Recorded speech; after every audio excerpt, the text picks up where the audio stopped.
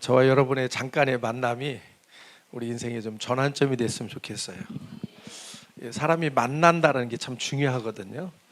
그래서 누구를 만나느냐에 따라서 인생이 바뀔 수 있거든요.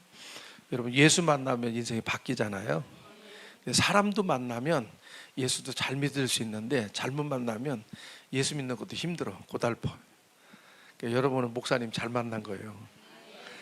목사는 성도 잘 만나야 되고, 성도는 목사 잘 만나야 되고, 서로 잘 만나야 돼. 그래야 진짜 행복한 거예요. 여러분, 이달명 목사님 만난 거 잘 만난 거 같죠? 아멘 안 하는 사람들 사모님 명단 다 적어요. 누구를 만나냐가 참 중요한 것 같아요.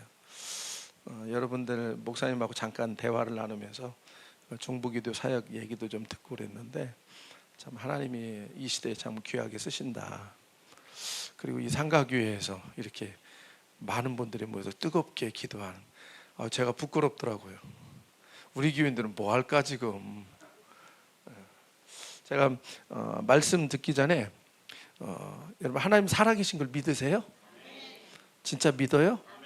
확실해요? 내가 그 증거를 좀 보여주려고 그래요. 영상 좀 잠깐 띄워줘 보세요.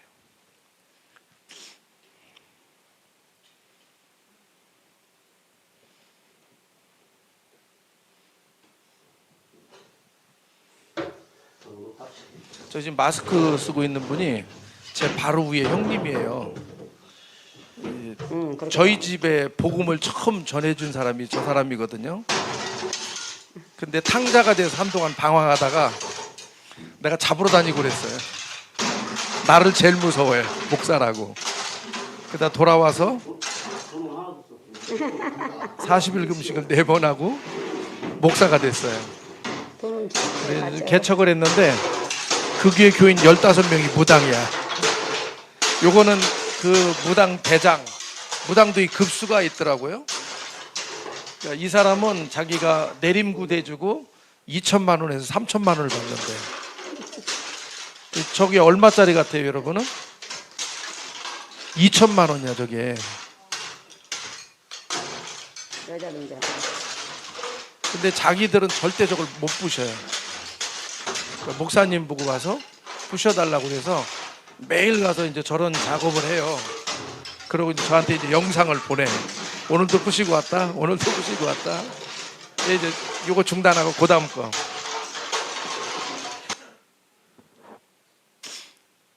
근데 사람들은 저기서 복 달라고 빌고 있어요.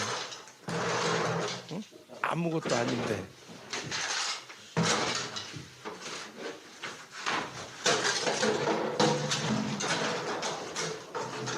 자, 여기까지만 봅시다. 이거는 영상은. 근데 그 제일 센 무당이 이제 예수 믿어서 이제 교회를 왔는데, 이제 그분이 예수 믿는지는 모르니까 돈 들고 이제 내림굿 하려고 이렇게 찾아온대요. 그러면 이분이 그런데 내 얘기가 아니라 그분 얘기예요. 야 인제나 그 짓거리 그만하고 예수 믿어. 그분이 전도한대 요즘에는. 근데 이 사람들은 신의 세계를 알잖아요. 그러니까 믿어도 확실하게 믿어. 교회 올 때도 목욕 제기하고 오더만요. 새벽 예배 오려면. 그러니까 하나님이 살아계세요. 하나님 살아계시고, 저런 거 믿는 사람들이 참 불쌍한 사람들이야. 자기들이 그런 거예요. 내가 이 예수를 왜 이제 알았는지 울면서 기도한대요. 여러분, 예수 만난 게 행복한 거예요. 축복이라고요. 자, 내가 4시간의 기적을 보일게. 이건 언제 있었던 일이냐면 2024년도에 6월 달에 있었던 일이에요. 사진 보여주세요. 자, 이게 그 서해 기도원 앞마당에 있는 잔디밭이에요. 이게 뭐냐면 잔디의 암이야, 암. 라지 패치병이라는 암이에요. 근데 이 먼저 광주에 가면 소명중앙교회라고 있는데 김민배 집사라는 친구가 있어요. 이 친구가 40 후반인데 사업을 하는데 어느 날 유치원에서 전화가 온 거예요. 애가 좀 이상하다고. 갔더니 애가 벽 쳐다보고 소리 지르고 혼자 딴짓 하는 거예요. 그래서 병원에 가봤더니 자폐아라고 증명된 거야. 처음에는 몰랐던 거예요. 그래서 이제 이 병원 저 병원 다 다닌 거예요. 그래서 서울대학병원까지 갔어. 서울대학병원 교수가 딱 그 얘기부터 하더래. 이거 못 고치는 거 아시죠? 그 얘기부터 하더라는 거예요. 못 고치는 거 아시죠? 그래서 너무 마음이 아프잖아요. 자기 아이가 자폐하니까. 근데 그 교회 오동용 집사 장로가 이제 이 사람이 홈쇼핑 이제 방송 그런 그 홍보를 해서 물건을 파는 분이에요. 그래서 그분하고 이게 거래처였는데 이분이 그런 거예요. 예수 믿으면 고쳐준다. 하나님이 고쳐주니까 김 사장 예수 믿어. 그랬어요. 믿을까 안 믿을까? 아니 내 아이가 지금 자폐한데 정상적으로 못 고친다라는 거예요. 그러면 부모 마음이 어떻게 하겠어요? 지푸라기라도 잡는 심정이잖아요. 그거 믿겠다고. 그리고 교회 왔어요. 근데 하나님 그날 고쳐줬어. 자폐아가 정상이 됐어요. 하나님은 과거에만 역사하는 게 아니라 이 시대에도 살아계세요. 이 시대에도 일하고 계시고요. 그 친구가 너무 고마워서 100억을 헌금했어. 이 교회에도 그런 사람 나올 줄 믿습니다. 자기가 100억 몇십억은 헌금을 했고 나머지 금액은 작정을 했어요. 그래서 서해 기도원을 이 목사님 교회에 사줬어요. 그리고 앞마당에다 이 잔디를 깔은 거야 그게. 그런데 이 병에 걸린 거야. 근데 이 친구는 사업하다 말고 툭 하면 여기 가서 관리해. 그 제가 여기 자주 가거든요. 아니 김 집사 사업 안 하고 왜 여기 있어? 그러면 목사님 사업은 우리 하나님이 하시죠.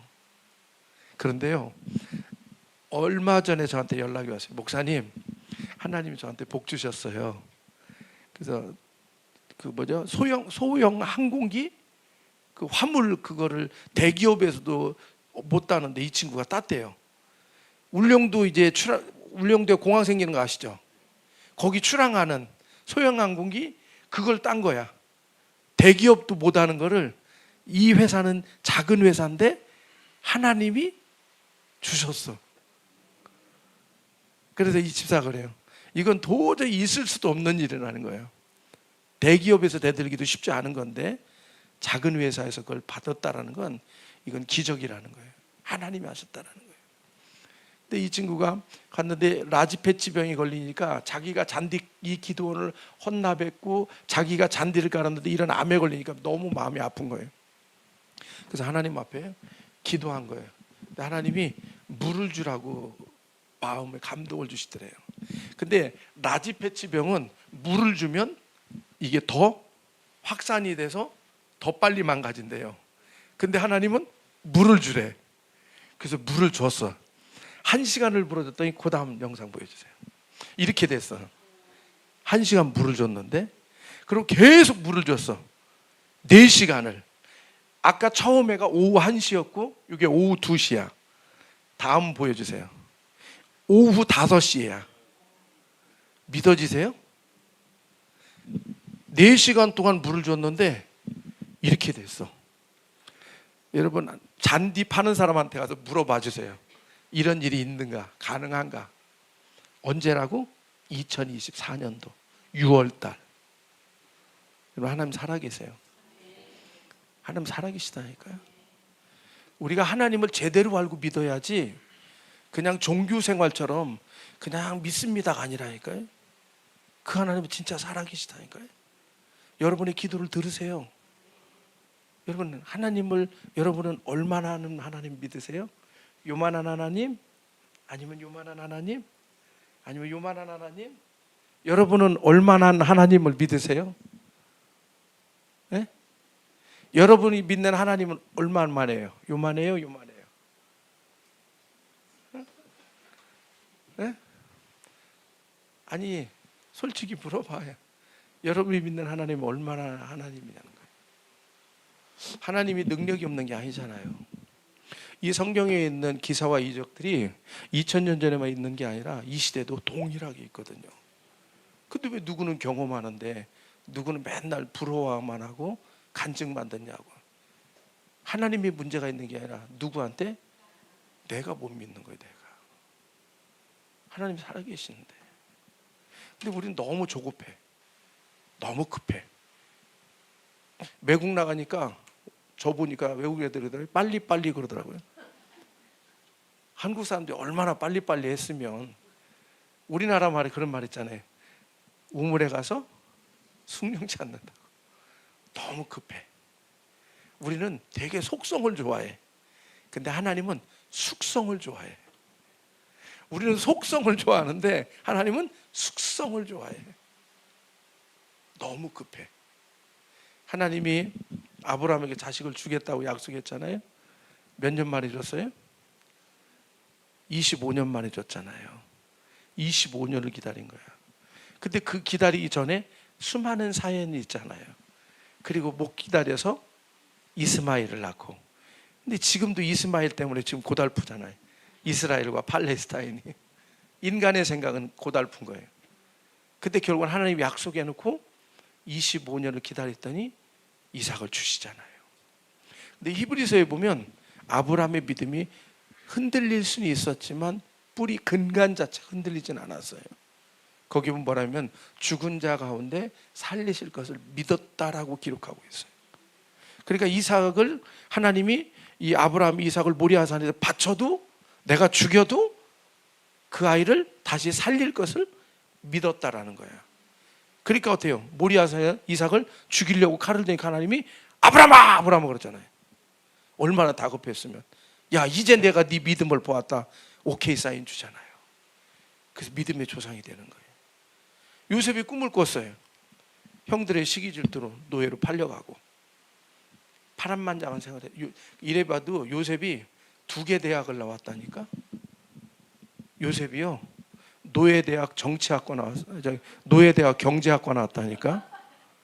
그리고 감옥대학 정치학과를 나왔다니까요. 아니 여러분한테 이재명 대통령이 연락해서 총리해달라면 할 수 있겠어요? 못하겠어요? 할 수 있겠어요? 아니 뭘 알아야지. 구멍가게라도 해본 사람이 마트도 하고 마트 해본 사람이 더 큰 백화점도 해보고 이러는 거지. 하나님이 요셉을 노예로 보냈지만 그곳에서 가정총무로 살림을 배우잖아요. 그 살림살이가 적었겠어요? 집안에 감옥까지 있었는데. 그러면 식솔도 많았을 테고 재산도 많았을 거 아니에요. 그 살림살이 하면서 뭘 배워요? 경제 배우는 거예요. 그리고 억울하게 누명 써서 감옥에 갔잖아요. 술 맡은 관원장, 떡 맡은 관원장 만났어요. 그들이 하는 얘기 뭔 얘기 했겠어요? 맨날 정치 얘기밖에 더 하지. 우리 교회 집사님 중에서 정육점 하는 분이 있어. 이분은 다른 얘기할 때는 입 다물고 있다 고기 얘기할 때 되면 얼마나 막 그게 무슨 부위고요, 그건 뭐고요, 막 신나갖고 얘기해. 그건 안다 이거지. 아니 감옥에서 정치사범들이 만나서 뭔 얘기하겠냐고요. 국회의원들 감옥에 집어넣으면 그들이 앉아서 무슨 얘기하겠냐고요. 거기서 정치 배우는 거죠. 그 때가 되니까 술 맡은 관원장이 등극이 되잖아요. 그래서 요셉이 뭐라고 그래요? 나 좀 바로왕한테 얘기해서 내 억울함을 풀어달라고 얘기하잖아요. 그러면 여러분 같으면 어떻게 해요? 고마워 가서라도 얘기할 거 아니에요. 지가 무슨 치매 걸렸다고 2년 동안 잃어버리잖아요. 2년 동안 기억을 못해. 그리고 2년 뒤에 바로가 꿈을 꾸게 되고 술 맡은 관원장이 요셉 이야기하고 요셉이 가서 바로양 꿈을 꾸고 해석을 해주고 그래서 총리가 되잖아요. 근데 우리가 생각할 때는 이왕이 빨리빨리 되면 얼마나 좋아. 구구절절 그래서 꼭 13년이라는 시간을 딱 채워야 되냐고. 근데 하나님의 때가 있잖아요. 여러분 전도서에 보면 분명히 때가 있거든요. 하나님이 여러분을 향한 때가 있어요. 제가 개척을 일찍 했어요. 제가 이제 개척하고 목회한 지가 이제 29년 됐어요. 하도 일찍 해가지고. 제가 원래 평촌교회에 있었는데 하나님이 갑자기 개척 사인 주셔가지고 개척 안 하려고 작정기도 3개월 했거든.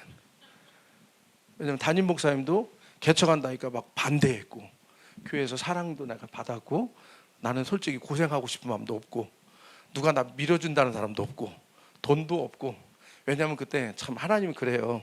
제가 평촌 아파트 살았는데 그거 건축원금으로 내놓으라고 그래서 드렸어요. 그리고 개척 사인 나온 거거든. 그러면 자본금이라도 주고 좀 하든가. 다 뺏어놓다며 개척하래. 아니 뭘 개척하냐고. 개척 사인이 떨어져 있으니까 아무것도 없잖아요. 목사님은 반대하는 입장이고. 그럼 무슨 돈이 있어야 상가를 얻든 뭐 월세를 얻든 할 거 아니에요. 아무것도 할 수 없는 상황이니까. 그래서 개척 안 하려고 작정 기도를 3개월 했는데 하나님은 결국 코너에 나를 꽉 몰아서 나가게끔 만들었어요. 그게 결국은 어디냐면 서울장신대 밑에 동네야. 제가 서울장신대 총학생회장이라 했거든요. 옛날에는 우리 한총련에 갖고 맨날 데모하고 대자보 쓰고 막 이랬던 작당무이 하던 구멍가게가 있어요. 진주상회라고 5평짜리. 근데 그 집 아들내미를 제가 안양에 있을 때 거기 국악예술고등학교 다녔는데 시흥에 그 아이를 좀 데리고 있어 달라고 그래서 그때 광주에서 학교 다니기가 힘드니까 제가 그 아이를 1년 반을 데리고 있었어요. 근데 저한테 신세진 게 있잖아요. 근데 갈 데가 없으니까 놀던물이라고 갔는데 이분이 가게를 처분해야 될 상황이 된 거예요. 어떤 내용이었냐면 남편이 농협 연세점을 다니는데 농협 연세점에서 물건을 빼다 여기서 판다라고 오해를 받은 상황이 됐어요. 그래서 이분 입장에서는 가게를 처분하려고 하는. 그래 가게 해봐야 한 4평 정도 되는 크기예요. 그러니까 축사 건물에다 그냥 가게를 썼던 거니까. 그때 이분이 이제 제가 신세진 게 있으니까 그럼 여기서 하라고. 그래서 장판 하나 깔아놓고 그러고 시작한 거예요. 저하고 우리 큰아이 손잡고 작은애 뱃속에 집어넣고 그렇게 이제 개척을 시작을 했어요. 6개월 동안 교인 한 명도 안 오더라고요. 제가 하나님 앞에 그랬어요. 아니 하나님 어거지 하게 했으면 교인들을 좀 보내주던가. 아니 이게 뭐냐고 도대체. 누가 도와주는 사람도 없고. 제일 힘든 거는 나는 내 사명으로 힘든 거 감당이 되는데 저는 주변 머리가 없어서 이렇게 손 벌릴 줄을 몰라요. 제가 굶어 죽어도 그 짓은 못해 내가. 근데 우리 애들이 먹을 게 없으니까 울어대치니까 이거 참 사람 미치겠더만요. 그거. 나 배고픈 건 괜찮은데 내 새끼가 배고픈 거는 감당이 안 되더라고요. 그래서 하나님 앞에 씨름을 많이 했어요. 그것 때문에. 그리고 가장 큰 문제는 뭐냐면 그것도 괜찮아. 저는 새벽 예배에 못 일어나는 은사가 있어가지고 개척하니까 제가 평촌교회 있을 때 새벽 예배가 5시, 6시 2번이 있었거든요. 그때 저희 부교육자가 25명이었었는데 부목사 한 명이 전담으로 저 깨우르는 목사가 있었어요. 제가 목사님 사랑을 많이 받았어요. 근데 그때는 불만이야.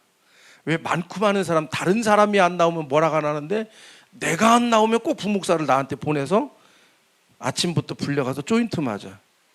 너 같은 님이 무슨 목사 한다고 때려치라고. 그러고 혼났어요. 그러고도 못 나갔어요. 왜냐하면 우리 집 사택하고 교회하고 골목 하나 사이거든. 찬송 소리, 기도 소리 다 들려 집에서. 그러니 안 나갔으니 목사님 화날 만도 하지. 근데 새벽에는 제가 자신이 없더라고요. 그래서 안 되겠다. 그래서 아예 교회에서 한 1시간 거리로 이사를 갔어요. 일부러. 그런데도 나를 데리러 오는 인간이 있더라고. 그럼 아침부터 가서 또 혼나는 거야. 그래서 내가 이를 악물고 새벽 예배를 좀 다녔어요. 그러다 개척을 했어. 우리 엄마가 전화 왔어. 야, 너 새벽 예배 어떻게 할래? 그때는 핸드폰이 없었고 삐삐가 있었어요. 삐삐. 그래서 이제 새벽 예배에 가야 되니까 일찍 잤어요. 근데 어떤 인간이 삐삐를 잘못 쳐가지고 나는 그게 시계인 줄 알고 눈을 부비고 일어나서 다른 때 같으면 새벽이 되면 안개가 자욱하고 사람이 한 명도 없는데 그날따라 안개도 없고 사람들이 왔다 갔다 해. 그래서 제가 저 정신 나간 사람들 이 새벽에 왜 저러고 돌아다녀? 그러고 교회 갔더니 11시 반이야. 그러고 잤어. 삐삐가 또 울렸어. 눈 비비고 갔어요. 가서 교회 가서 시계 봤더니 1시 반이야. 그래가 잤어요. 그날은 새벽 예배에 못 일어났어요. 근데 중요한 거는 다른 교회 다니는 권사님이 꼭 그날 와. 그리고 그 슈퍼 앞에서 꼭 그래. 저 교회는 새벽 예배도 안 하나 봐. 아니 그러면 내가 나올 때 좀 나오던가. 왜 대동 안 나오다 꼭 내가 늦잠 자서 못 나오면 꼭 그때 나오냐고. 그래서 안 되겠다 싶어서 제가 교회에서 3년을 잤어요. 강대상에서. 왜냐하면 누군가가 나와서 그럼 깨워주기라도 할 거 아니야. 그래서 강대상에서 3년을 잤는데 잠만 잤겠어요? 기도했지. 근데 하나님은 공짜가 없어요. 그게 기도가 다 쌓여져 있더라. 그리고 하나님이 다 갚아주셔요. 하나님, 여러분이 기도하는 거 절대 공짜 없어요. 하나님이 다 갚아줘요. 내가 왜 학교 밑에서 그렇게 얼떨결에 개척을 해서 힘들고 어렵고 교인 한 명도 안 보내줘요. 근데 기도하며 시간이 지나니까 이제 한 명, 두 명 사람들을 보내주기 시작했어요. 아이들도 보내주고. 이제는 예배당이 좁으니까 어떻게 방법이 없잖아요. 그러니까 늘리고 늘려도 답이 없어요. 그 옆에다 비닐하고 쳐놓고 교육관이라고 쓰고. 그러다 이제 땅 주인하고 건물 주인이 바뀌어가지고 쫓겨났어요. 왜냐면 우리 성도들이 다 가난한 사람들이었거든. 그래서 산에서 비닐하우스에서 1년 예배드렸어요. 오갈 데 없어서. 근데 중요한 거는 그때 땅 사서 예배당 건축했거든. 이해가 돼요? 상가 얻을 돈도 없어서 남의 땅 파가지고 비닐하우스 쳐놓고 예배드리는 입장에서 땅을 사서 예배당 지었다는 게 믿어지십니까? 지음받은 게 그때 와보신 분, 목사님 와보셨죠? 그 예배당요, 우리 쫓겨나서 오고 갈 데 없을 때 그 땅 사서 예배당 지은 거예요. 믿어지세요?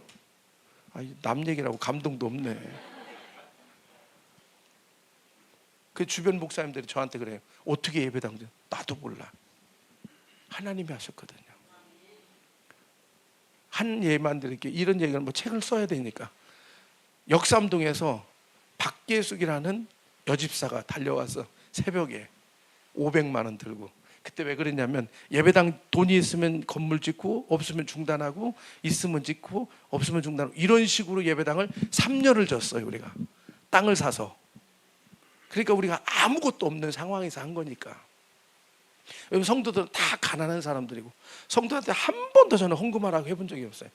기도해. 하나님이 책임질 거니까. 하나님이 책임질 거니까 기도해. 근데 하나님이 진짜 책임지셨어요. 근데 샷이 500만 원을 줘야 되는 상황인데 못 주고 있어서 이 사람이 맨날 술 먹고 와서 깽판 놔. 돈 달라고. 돈이 없는데 하나님 살아계시다며요. 하나님 책임지세요. 그러고 밤새도록 울고 그랬는데 아침 7시에 누군가가 찾아온 거예요. 여자 한 분이. 그분이 그때 50 중반이었어요. 그때. 그때 이분이 와서 새벽 하는데 하나님이 우리 교회 환상을 보여주면서 교회 이름까지 보여주시더래. 빨리 갖다 줘라. 그래서 이분이 그때는 내비게이션도 없을 때니까 물어 찾아온 거예요. 새벽에 7시, 아침 7시에. 근데 그게 자기 아이가 2명인데 하나의 등록금을 준비했는데 하나의 등록금을 준비를 못해서 새벽 작정 기도하고 있을 때 하나님이 그 감동 주신 거예요. 근데 그때 자기가 돈을 가지고 있었대요. 현찰을. 은행에 넣은 게 아니라. 근데 그거 안 갖다 주면 자기 죽을 것 같더래. 그래서 물어 찾아온 거예요. 새벽 예배 끝나면서. 감동이잖아요. 나도 울고 그분도 울고 그리고 같이 기도하고. 그리고 일주일 뒤에 연락이 왔어요. 목사님 우리 아이들 등록금 다 해결됐어요. 아이가 2명인데 1명 등록금은 준비했는데 1명이 준비 안 돼가지고 작정 기도하고 있었잖아요. 근데 지금 다 갖다 줬으니 2명 거를 책임져야 되잖아. 그런데 하나님이 자기 오빠가 잘 산대요. 근데 한 번도 자기 결혼할 때고 어려울 때고 돈 한 푼 도와주지 않는 구두쇠 중에 상구두쇠. 근데 뚱구름맞게 전화가 가지고 야, 애들 등록금 다 해결했냐 그러더라는 거예요.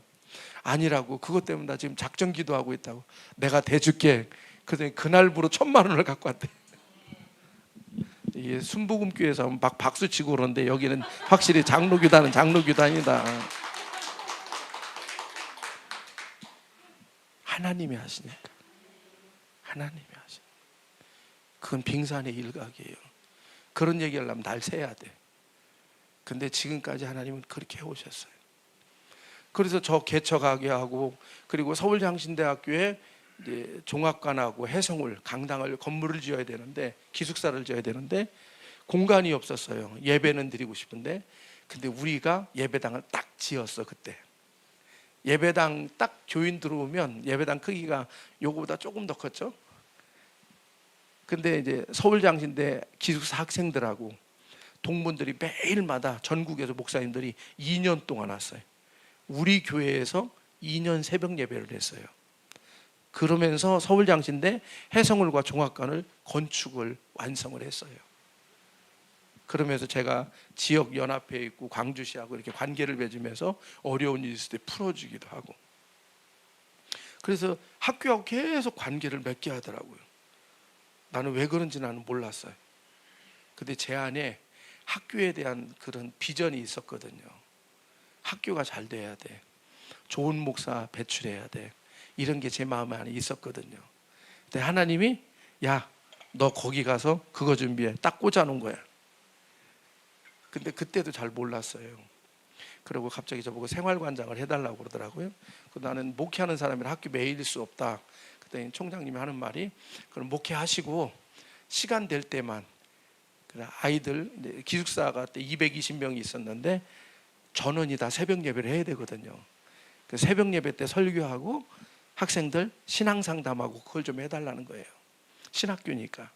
그래서 제가 우리 교회에서 새벽 예배하고 또 학교 가서 또 새벽 예배하고, 새벽 예배를 2번씩 했다니까. 그러니까 이게 하나의 공짜가 없어.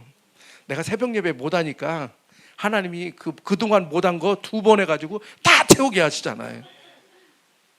지금까지 저 새벽 예배 2번씩 해요. 그때 안 한 것 때문에 숙제하느냐고.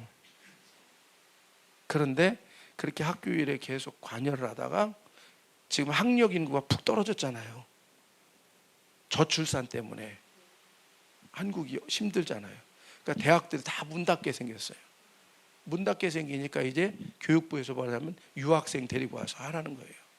근데 제가 15년 전부터 필리핀 쾌준이라는 지역의 현지 목회자들 한 100명 정도 제가 계속 1년에 4번씩 가서 교육을 했거든.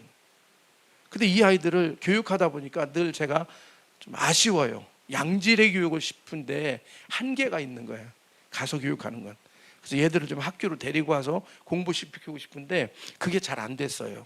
그러고 나서 코로나가 딱 터져버린 거거든요.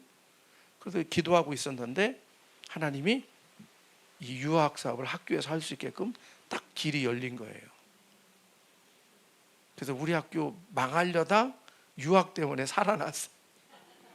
처음에 제가 그 담당 글로커 처장이라고 여자 사회복지학과 교수가 있어서, 저는 이제 목회하는 사람이니까 제가 이것 좀 해라 하고 갖다 줬어요. 그때 내가 뭐 강의 준비도 안 되고 뭐도 안 되고 이런 거 할 수도 없고, 결국 그 얘기는 못 한다는 얘기요. 어차피 중간에 내가 옆에서 도와주거나 관계를 가져야 되는데 그러면은 죽도 밥도 안 되겠더라고요. 내가 총장님한테 도대체 저분은 안 되겠다, 어차피 이럴 바에는 내가 할 테니까 나한테 맡겨라. 그때 총장님 그걸 하라고. 그 제가 맡았어요. 근데 중요한 거는 직원을 뽑아줘야 될 거 아니에요. 학교 돈 없다고 직원을 안 붙여주는 거예요. 그 직원들도 팔짱 끼고 쳐다보고 교수들도 팔짱 끼고 쳐다보고 학교 말아먹으려고 작정했네. 별소리를 다 하는 거예요. 근데 내 안에는 어떤 마음이 있었냐면 하나님이 하시는 거야. 하나님이 하셔. 그 내가 교직원들한테 니들 다 빠져. 죽이 되든 밥이든 내가 알아서 할 테니까. 내가 믿는 하나님은 살아계시니까 내가 증명을 해줄게. 그러고 시작을 했어요. 내가 기안에서 도장 받으러 다니고 직원이 없었으니까. 그랬더니 직원들은 이것도 안 됐네요, 저것도 안 됐네요, 이런 식이어서 항상 그렇게 힘들게 시작을 했는데 첫 학기에 해서 60명이 왔어요, 유학생들이. 그래서 한 학기를 잘 보냈어. 그 다음 학기 했는데 150명이 왔어요. 그래서 작년에 유학생이 200명이 왔어요. 근데 그러니까 이제는 되어 가잖아요. 그러니까 빨리 직원 뽑아줘라. 그래서 직원이 4명이 충원이 됐어요. 그래서 지금 모든 체계가 다 잡혔어요. 내가 약속했잖아요, 1년 전에. 하나님 살아계심을 보여줄게. 내가 믿는 하나님은 일하셔. 내가 믿는 하나님은 책임지셔. 그들은 안 믿었거든. 나는 믿었고. 근데 하나님은 내 믿음대로 그렇게 이루어 주셨어요. 이번 3월 달 되면 550명이 들어와요. 올 연말 되면 1000명이 됩니다. 학교는 그래서 재정 문제가 다 해결됐어요. 지금은 내 말을 잘 들어. 내가 우리 성도들한테, 우리 장로님들이 이제 목사님 교회 조금만 더 신경 쓰면 교회가 더 부흥할 것 같으니까 목사님 교회 좀 신경 쓰시죠. 이제 학교 그만하시죠. 내가 우리 당회 때 그래서 장로님들한테, 장로님들 그러면 나는 능력도 재주도 없어서 우리 교회 몇천 명보다 못 만드니까 나한테 꿈도 꾸지 마. 나는 그런 재주도 실력도 없으니까 그냥 우리 행복하게 예수 믿자. 행복하게 예수 믿어. 근데 우리 교회가 몇천 명, 몇만 명 되어도 한국 교회는 절대 바꿀 수가 없어. 지역에서는 큰 교회라고 이름은 들을 수 있을지 모르지만, 그런데 신학교에서 목사 하나 제대로 나오면 한국 교회 바뀔 수 있어. 나한테는 그 믿음이 있어서 학교에 있는 거야. 그렇게 몰아가지 마. 근데 고맙게도 우리 장로님들이 저를 다 믿어주고 지지해줘서 요즘 제가 학교 월요일 출근하면 토요일까지 학교 출근해요. 토요일 날은 직원들이 안 나와. 그러니까 내가 책임져야 될 거 아니에요. 그러니까 직원들 니들 나오지 마. 내가 있을 테니까. 그렇지만 잘 되고 있어요. 그러면서 요즘 느낀 게 뭐냐면, 하나님이 이 때를 위해서 29년 전에 나를 개척하게 하셨구나. 그걸 깨닫는 거예요. 나는 몰랐는데 하나님은 그 계획이 분명하게 있었던 거예요.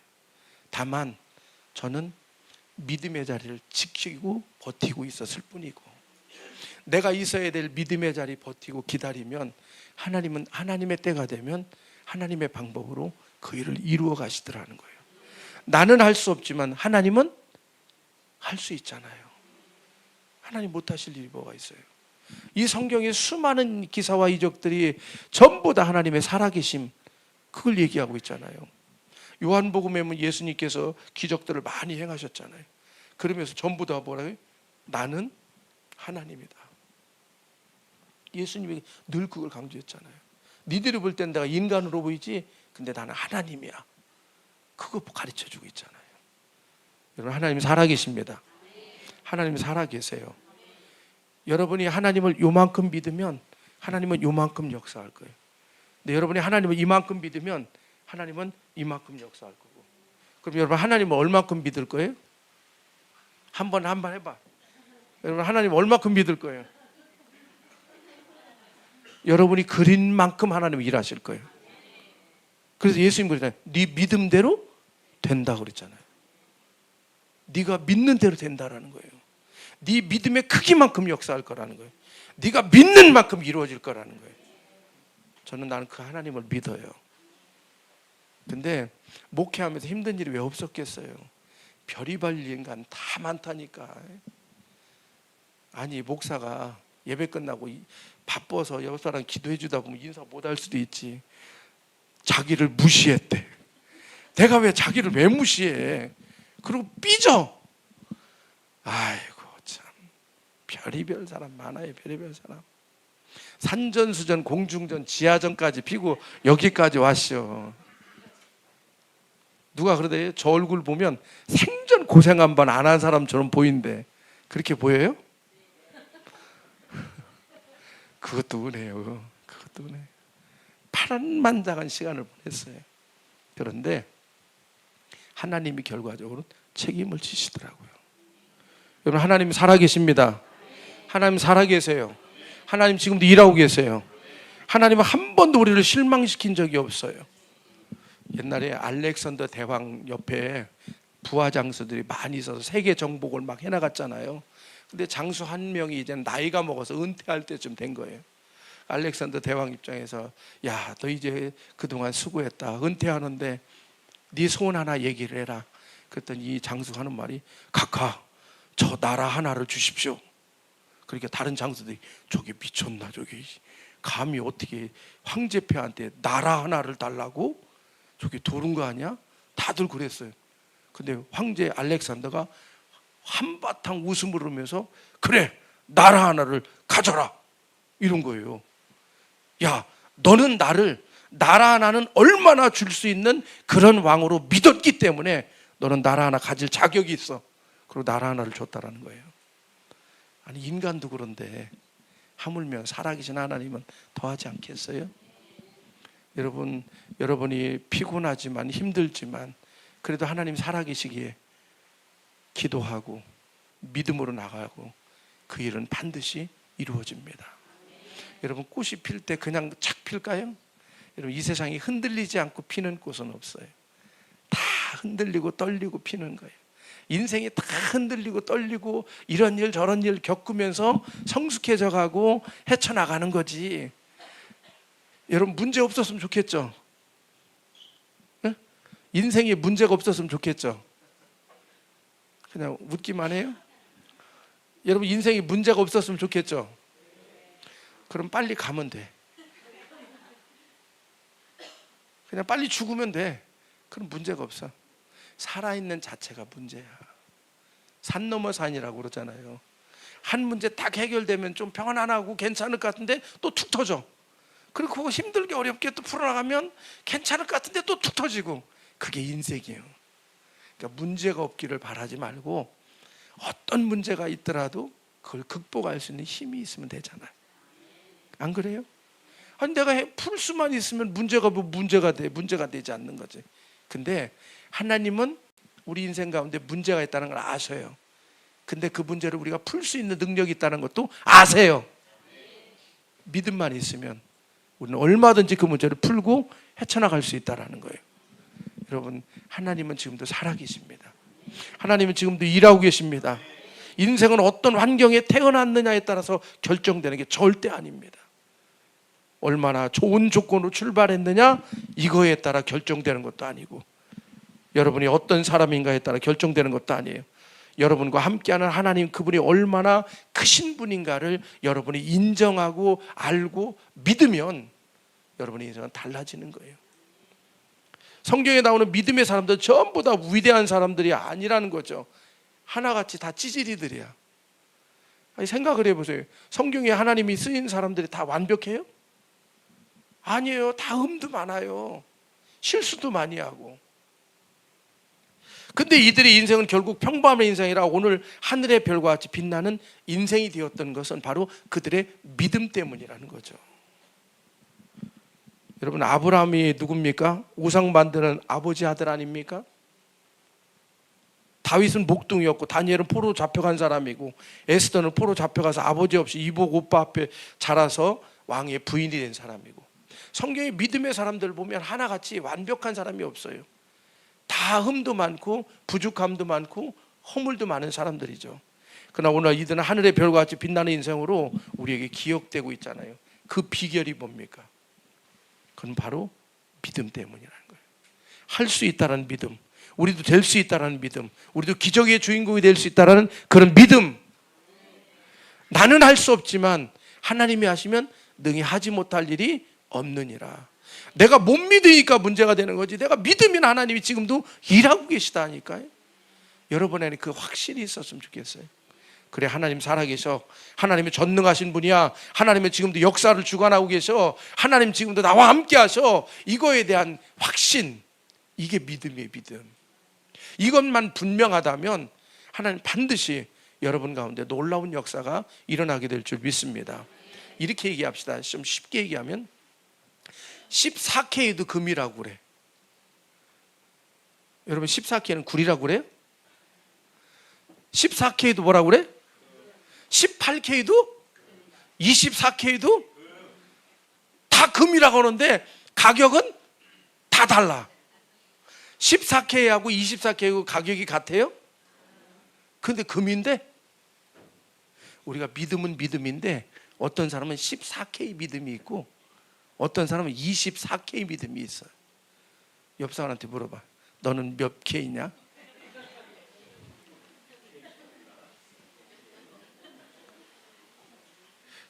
(14K는) 똑같은 금이라고 하는데 그만큼 가치밖에 안 나가요. 18K는 금이라고 하는데 그 가치밖에 안 나가는 거고. 그래서 24K는 순금이라고 그러잖아요. 욥기서에 보면 어때요? 욥이 고난을 통해서 뭘 됐다고요? 옛날에는 정금이라는데 요즘에는 순금으로 바뀌었잖아요. 순금같이 나오리라. 그러면서 욥이 뭐라고 고백해요? 귀로만 듣던 주님을 눈으로 배웠다. 쉽게 얘기해서 14K로 살았는데 24K가 됐다라는 거예요. 뭘 통해? 고난을 통해서. 14K면 우리는 구원받은 믿음이요. 믿기만 하면 구원받으니까. 그렇잖아요. 은혜지 그거는. 누구든 예수를 구주로 믿기만 하면 구원받잖아요. 그냥 하나님 공평하시잖아요. 똑똑하든 안 똑똑하든 건강하든 건강하지 않든 믿기만 하면 구원받으니까. 그건 14K 정도밖에 안 되는 거예요. 그거는. 그런데 기적을 일으키려면, 하나님의 능력과 축복을 경험하려면 뭐가 돼야 된다고? 24K가 돼야 된다는 거예요. 근데 24K는 그냥 돼요? 아니요. 고난과 시련을 통해서. 그렇다면 여러분, 고난과 시련을 통해서 24K 될래요? 아니면 그거 없이 14K로 살래요? 잘 얘기요. 에? 아니 그러니까 아무 문제도 없이 고난도 없이 그냥 편안하게 14K로 살래요? 아니면 지도 힘들고 어렵고 고통스럽고 눈물 나고 그래서 24K 될래요? 말은 잘해. 내 인생에 왜 고난이 있고 시련이 있고 아픔이 있고, 그래서 그것 때문에 금식하고 철회하고 눈물을 흘려 기도하는 이유, 24K 되길. 하나님이 아브라함을 불러서 25년이라는 세월 동안 파란만장에 흘러서 결국 하늘의 별과 같은 믿음의 사람으로 만들어주시는 거예요. 요셉을, 여러분 부모 사랑받는 요셉을 왜 고난의 불덩어리로 집어넣어서 여러분 노예로 팔려가는 건 사람이 아니에요. 짐승만 또 못한 거예요. 언제 죽을지 몰라. 하루아침에 기가 막힌 운명이 되는 거예요. 근데 요셉은 한 번도 하나님을 원망하지 않아요. 요셉은 항상, 성경은 그렇게 기록은 안 했어. 근데 내가 요셉 신방을 갔더니 요셉이 얘기를 기뜸을 해주더라고. 목사님, 여기에도 하나님의 뜻이 있겠죠. 여기에도 하나님의 뜻이 있겠지.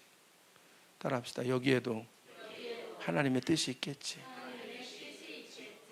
요셉은 그 마음으로 버텼어요. 그리고 열심히 살았어요. 최선을 다했고. 그랬더니 항상 성경은 뭐라고 하냐면 여호와께서 요셉과 함께 하심으로 형통한 자가 됐다, 이렇게 기록하고 있어요. 아무 일이 없는 게 형통이 아니라니까요. 구구절절히 사연도 있고 아픔도 시련도 고난도 있어도 하나님과 함께하면 그게 형통이라니까요. 나 힘든데 괜찮아. 그거는 과정일 뿐이야. 결과는 총리야. 하나님은 결과를 총리로 지금 준비시켜 놨잖아요. 요셉이 지금 힘든 건 뭐예요? 과정일 뿐이야. 우리 믿는 사람은 다 잘 될 수밖에 없어요. 왜냐면 하나님의 약속이거든. 여러분, 하나님의 약속이에요. 자, 우리 히브리서 6장 14절 빨리 한번 찾아보세요.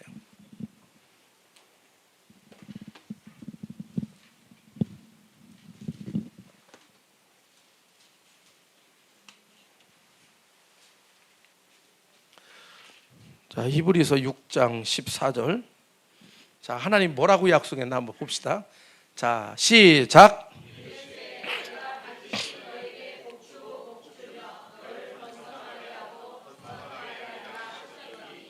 자, 여기에 보면 반드시라고 그랬어. 반드시는 얘기 무슨 얘기예요? 준다는 거예요? 안 준다는 거예요? 꼭 주겠다라는 거예요. 뭘 주겠다고요? 복 주고 복 주며 번성하고 번성하게 하겠다. 이게 하나님의 약속이에요. 이게 최종 우리의 결과라니까. 내가 지금 문제 있어, 실패했어, 아픔이 있어, 고통이 있어, 절망적인 상황이 괜찮아요. 이건 ing야. 과정일 뿐이야. 결과는 여기에 있다는 거예요. 결과는 총리에 있고, 결과는 하늘의 별과 같은 믿음의 조상이 되고, 하나님은 우리에게 약속했어요. 지금은 과정일 뿐이야. 이때 우리가 믿음의 자리에 잘 견디고 하나님 편에 서서 기도하고 결코 포기하지 않는다면 하나님 반드시 놀라운 일 이루어 주실 줄 믿습니다. 하나님은요, 실패한 자는 써도 포기한 자는 못 쓴대. 실패는 괜찮아요. 가끔가다 죄 안 짓고 교만 떨지 말고 죄 짓고 나 죄인입니다 하는 게 훨씬 더 은혜가 있다니까요. 진짜로요. 우리 성도들 보면 여기는 안 그랬지만 우리 교회는 그렇더라고. 자기가 장로라고 괜히 뽀대기고 그냥 이러고 다니고 권사라고 이러고 다니고.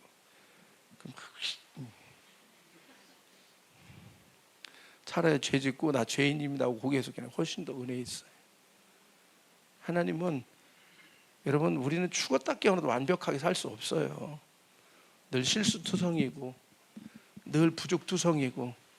그런데 중요한 것은 하나님이 나를 그걸 알면서도 나를 기다리셔 지지해 주시고 믿어 주시고 나를 통해 새 일을 이루기를 원하세요. 하나님이 그런 하나님이에요. 여러분 가운데 그런 놀라운 일들을 경험할 수 있기를 주님의 이름으로 축원합니다. 하나님은 지금도 살아계십니다. 세상 사람이든 그리스도인이든 인생을 살다 보면 믿음이라는 전제 조건은 반드시 필요해요. 여러분, 버스 어떻게 타고 다녀요? 저 기사 졸면 어떻게 해? 저 이제 가끔 여기 오다 보면 저기 한강 다리 건너가더라고요. 옛날 성수대교도 붕괴됐는데 저 다리 건너가다 무너지면 어떻게 해? 여러분 저녁에 지붕 무너질까 봐 불안해서 어떻게 자요? 아니 그런 걱정도 없이 무슨 배짱으로 이렇게 잠을 잘 자나 몰라. 아니 남자들은 이발소에서 면도칼로 이렇게 내밀고 그걸로 목 탁 따면 어떻게 해? 그걸 믿고 이러고 눈 감고 있어. 생명의 법칙은요, 믿음의 법칙이에요. 예수를 믿든 안 믿든 믿음을 갖고 살아가는 거야. 아니 내가 운전할 때 안전할 걸 믿으니까 차 타고 가는 거고, 다리가 안 무너질 걸 믿으니까 건너가는 거고, 내 지붕 안 무너질 걸 확신하니까 편안하게 자는 거지. 믿음이 있기 때문에. 그걸 하나님은 우리에게 자연 속에서 그걸 경험하게 하셨어요. 여러분 그거 아세요? 자연 속에 하나님이 계시한 거. 여러분 저녁에 자는 게 뭔지 아세요? 죽는 연습하는 거야. 모르셨구나. 저녁에 자는 건 죽는 연습하는 거예요. 어버가도 모르잖아. 해꾸지라도 모르잖아. 그때 아침에 눈을 뜨는 건 뭐냐면 부활하는 연습이야. 몰랐죠? 하나님이 우리 삶을 통해 죽는 것과 다시 사는 것을 매일매일 경험하게 하세요. 여러분 아침 눈 뜨는 게 기적이라니까요. 그러면 여러분은 맨날 기적의 주인공이요. 따라합시다. 나는 기적의 주인공이다. 다른 말로 하면 하나님이 지금도 나와 함께 하신다라는 거예요. 여러분이 능력이 있어서 아침에 눈 뜨는 게 아니라니까. 하나님이 여러분 눈 뜨게 해주셨기 때문에 눈 뜨는 거예요. 그럼 아침에 눈 뜨자마자 오늘도 기적으로 시작하는구나 이렇게 고백하고 시작하라고. 과거에 받은 은혜 소용없어요. 물론 그것도 필요하겠지만 하나님의 은혜는 그날 은혜가 끊이지 않아야 돼요. 여러분에게 그런 은혜가 날마다 있기를 주님의 이름으로 축원합니다. 그러면 하나님이 반드시 역사할 거예요. 여러분의 믿음대로 하나님은 기적을 이루실 거고, 여러분의 믿음대로 하나님은 놀라운 일을 이루어 가실 줄 믿습니다. 우리 목사님 중보 사역기도 너무 귀한 사역하잖아요. 내가 밟는 땅만, 여러분 이스라엘 백성들이 하나님이 약속했잖아요. 여호수아에게 네가 밟는 땅만 주겠다고. 근데 이스라엘 백성들이 밟은 땅만 하나님이 주셨어요. 하나님이 약속한 거 그대로 지키시는 분이에요. 여러분이 중보기도 사역하면서 밟는 곳마다 어둠의 권세가 떠나가고 흉악의 결박이 무너지고 하나님의 공의와 정의가 그 땅 가운데 세워질 거예요. 절대 헛되지 않아요. 얼마나 귀한지 몰라요. 여러분 한국교회가 이만큼 됐던 거는 옛날에는 삼각산 들어보셨죠? 사람들이 산속에 들어가서 비닐로 뒤집어 쓰고 나라와 민족을 위해서 기도하고 이만큼 된 게 그분들의 그 기도 덕분이라니까요. 다음 세대의 한국교회가 버티는 건 우리 교회 성도들이 중보기도에서 버틸 거예요. 이건 정말 중요한 거거든요. 정말로. 하나님은요, 하나님의 살아계심을 믿기 때문에 기도하는 거예요. 왜 기도 안 합니까? 안 믿으니까. 내가 기도한 거 하나님 들으시고 역사한다는 걸 확신이 있으면 하겠어요, 안 하겠어요? 무슨 배짱으로 안 하냐고. 하나님 내가 기도하는 거 반드시 하는데, 역사하는데 확신이 있기 때문에 하는 거. 확신이 있기 때문에. 그 확신이 있기 때문에. 그 예수님 그러잖아요. 네 믿음대로 된다. 네 믿음이 너를 구원했고, 네 믿음이 너를 낫게 했고, 네 믿음대로 된다는 거예요. 여러분에게 그런 믿음이 있기를 주의 이름으로 축원합니다. 여기가 몇 층이죠? 4층? 5층 없죠? 5층은 뭐예요? 아, 다행이다. 노래방이 없어. 다행이네. 어느 상가가 4층에는 교회고 5층에는 노래방인 거예요. 그런데 문제가 생겼어. 주일날에는 노래방은 낮에는 안 하니까 상관이 없는데, 이렇게 저녁 기도의 시간 되면 골치 아픈 거야. 밑에서는 나 같은 죄는 위에서 별빛이 흐르는, 도대체 이게 문제가 되는 거예요. 밑에서는 심각하게 뭐 찬양을 하고 있는데도 위에서는 막 갑자기 유행가가 나오니까. 그래서 목사님이 하나님 저 노래방을 어떻게 좀 딴 데로 이사 가게 하든가 좀 치워주세요. 도대체 예배가 안 됩니다. 이건 안 되잖아요. 도저히 안 돼도 목사님 작전 기도를 시작한 거예요. 근데 20일 작전 기도를 했는데 20일 딱 되는 날 불이 나버렸네. 근데 교회는 괜찮은데 5층 노래방만 싹 타버렸어요. 근데 문제가 생겼어요. 이 노래방 사장이 4층 목사님이 노래방 없애달라고 기도했다라는 걸 어떻게 알았어. 그래서 경찰서에 고발을 했어요. 그래서 어쩔 수 없이 목사님이 경찰서 출두하게 돼서 조서를 받게 됐어요. 경찰 조사하면서 경찰관이 목사님 5층 노래방 불나라고 기도했죠.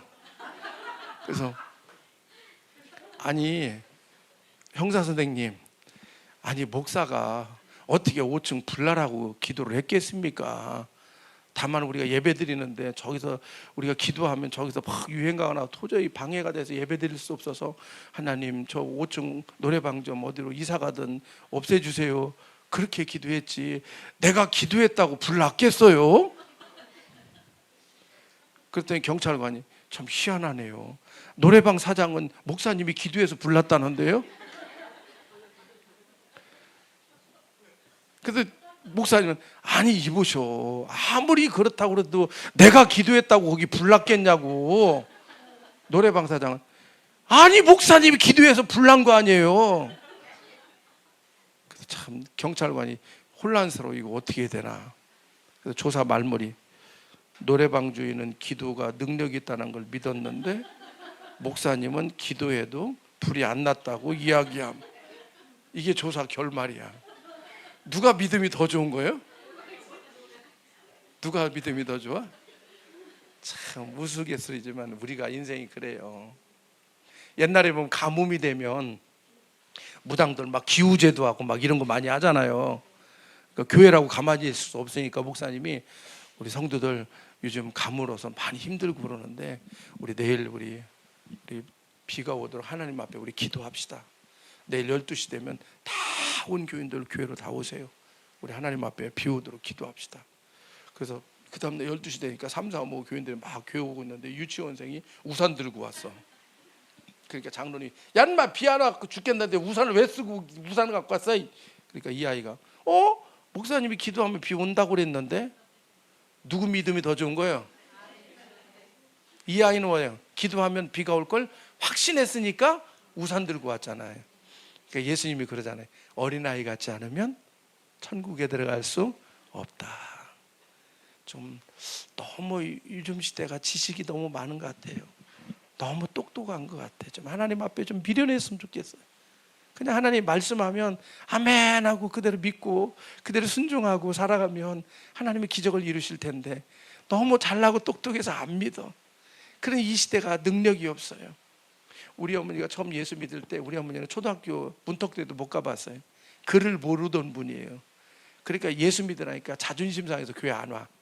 왜냐하면 교회 가면 찬송가도 해야지 성경도 읽어야 되지 그게 다 받아들일 수가 없는 거예요. 또 더군다나 우리 집은 종갓집 했으니까. 근데 어머니가 건강이 너무 안 좋으세요. 그래서 심장이 안 좋으셔서 저녁에 주무실 때 되면 늘 앓는 소리 하니까 아버지가 답답해. 한방 양방 다 해도 답이 없어요. 그래서 우리 동네에 유일하게 한 집이 예수 믿는 집이 있었어요. 왜냐하면 우리 동네에서 교회까지 가려면 7km를 걸어가야 돼. 그땐 차도 별로 없었어요. 그래서 딱 한 집만, 우리 옆집 한 집만 예수 믿는 집이 있었어요. 그때는 우리 집도 안 믿을 때니까. 그러니까 아버지가 답답하니까 그 집에 가서 기도원 가면 고친다는 소리 어디서 들었나 봐요. 그러니까 그 옆집 아줌마한테 민규 엄마 데리고 거기 좀 데리고 와서 좀 기도 좀 받아보라고, 좀 답답하니까. 우리 무당굿도 많이 했어요, 엄마 때문에. 근데 답이 없어요. 근데 부여의 능살리 기도원이라고 있었어요, 그 당시. 그래서 엄마가 거기 가기로 했는데 엄마는 혼자 죽어도 안 간대. 아버지 같이 가야 가겠대. 그 아버지는 어떻게 해? 한 마리 있으니까 어거지로 끌려갔지, 이러고.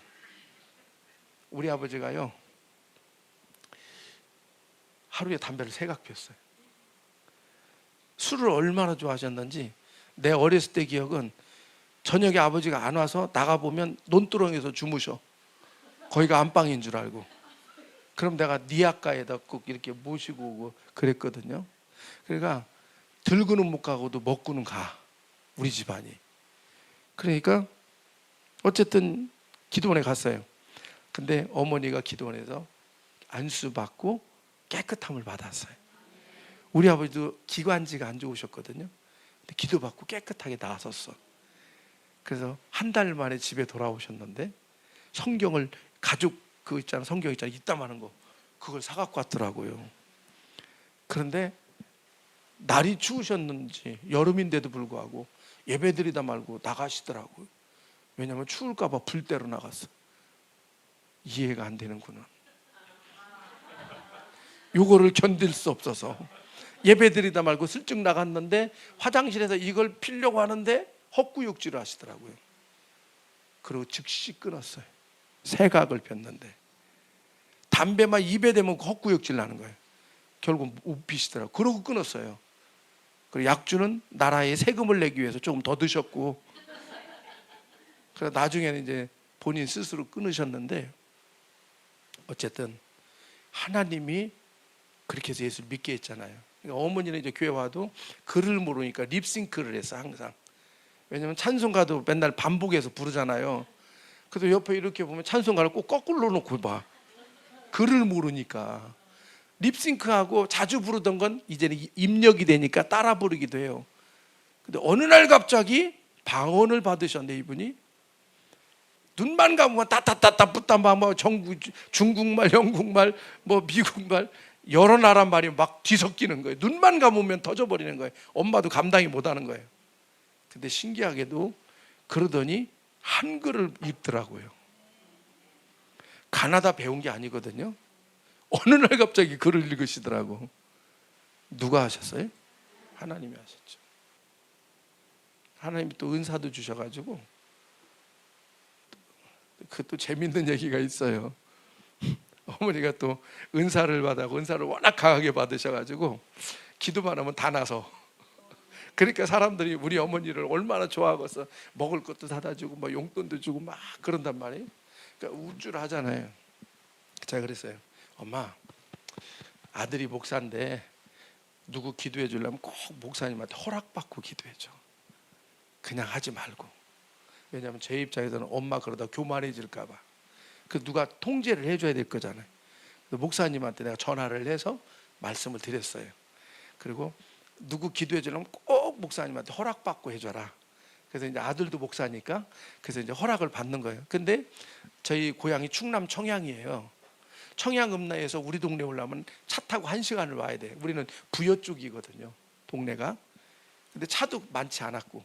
근데 누가 수소문 돼가지고 암에 걸리신 분이 거기 가서 기도받으면 낫는다고 듣고 말기 암 환자가 찾아온 거야.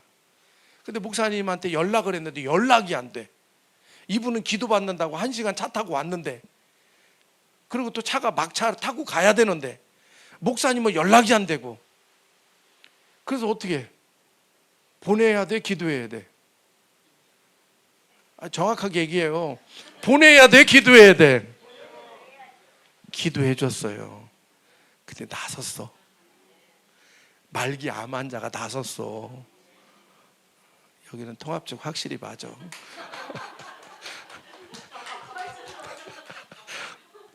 낳으니까 얼마나 감사해. 바리바리 먹을 거 싸들고 봉투 두둑히 갖고 왔고, 엄마는 어깨가 우쓱 올라갔고, 그 다음부터는 목사님한테 연락도 안 해.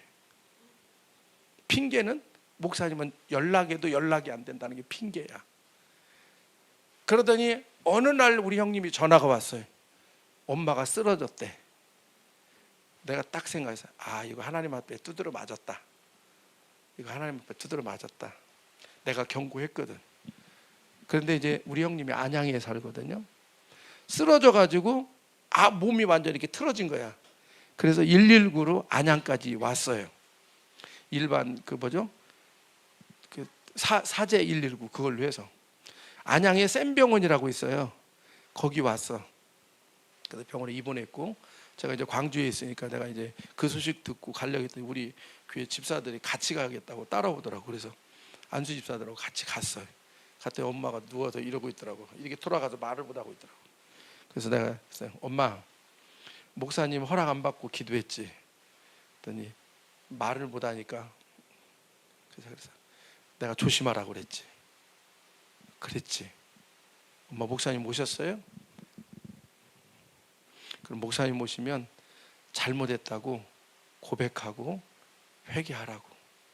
그리고 이제 목사님이 그 소식 듣고 저녁에 올라오셨어요. 신방 오신 거죠. 근데 엄마가 일어나려니까 몸이 틀어졌기 때문에 일어날 수가 없어. 근데 침대에서 뚝 떨어졌어. 그래서 바닥에서 엎드려서 목사님한테 엉엉 울면서 잘못했다고.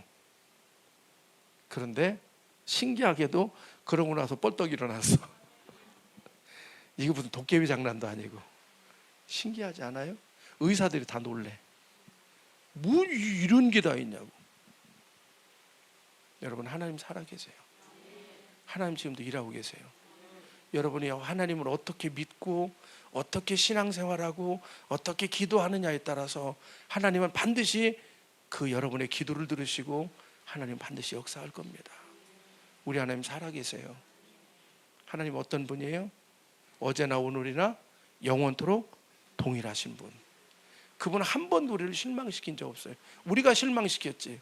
그 하나님은 지금도 살아계시고 지금도 일하고 계세요. 여러분의 인생에 어떤 문제가 있습니까? 뭘 고민하고 있으세요? 해결돼야 될 일이 뭡니까? 두려워하지 마세요. 하나님은 지금도 여러분과 함께 하세요. 하나님 여러분의 기도를 들으세요.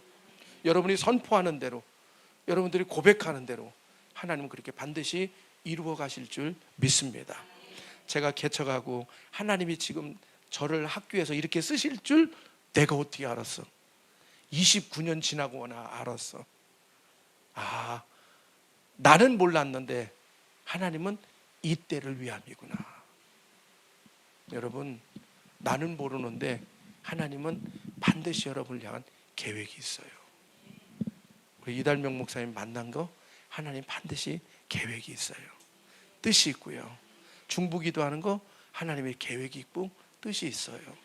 때로는 힘들 때도 있잖아요. 포기하고 싶을 때도 있고. 그러나 포기하지 마세요. 하나님은 실패한 자는 써도 포기한 자는 안 써요. 믿음으로, 그래, 하나님 살아계셔, 하나님 일하고 계셔, 하나님 지금도 나와 함께 하셔, 확신만 있다면 하나님 반드시 여러분의 믿음대로 역사해 주실 줄 믿습니다. 하나님은 어제나 오늘 영원토록 동일하시다고 그랬잖아요. 근데 성경에 보니까 항상 여호수아가 누굽니까? 모세와 함께 이스라엘 백성들을 데리고 나오면서 전쟁에서 선봉장 역할을 했잖아요. 근데 모세가 죽고 나서 여호수아가 그 백성들을 이어갈 때 두려웠어요. 그러니까 성경은 여호수아가 두려웠다 이렇게 기록은 안 하고 있어요. 그런데 하나님이 여호수아에게 뭐라고요? 강하고 담대하라. 그 얘기는 뭐예요? 여호수아가 두려워했다라는 거예요. 걱정했다라는 거예요. 여호수아가 누구야? 하나님 살아계심을 늘 경험했던 사람이잖아요. 그런데도 불구하고 또 문제가 있으면 두려워. 이게 우리라니까요. 매일 그렇게 우리가 충만할 수 없어요. 그게 우리라니까. 그렇게 하나님 뭐라고 그래? 내가 너와 함께 하겠다. 내가 너와 함께 하겠다. 성경이 구구절절히 그러다. 내가 너와 함께 하겠다. 내가 너와 함께 하겠다. 내가 너와 영원히 함께 하겠다. 그러니 두려워하지 말고 놀라지 말고 강하고 담대하라. 여러분, 담대하세요. 담대하세요. 하나님 지금 일하고 계십니다. 여러분 편에 서서 지금도 일하고 계신 줄 믿습니다. 두려워하지 말고 담대하게 믿음의 자리 굳건히 선다면 여러분 하나님의 능력의 주인공이 다 될 줄 믿습니다.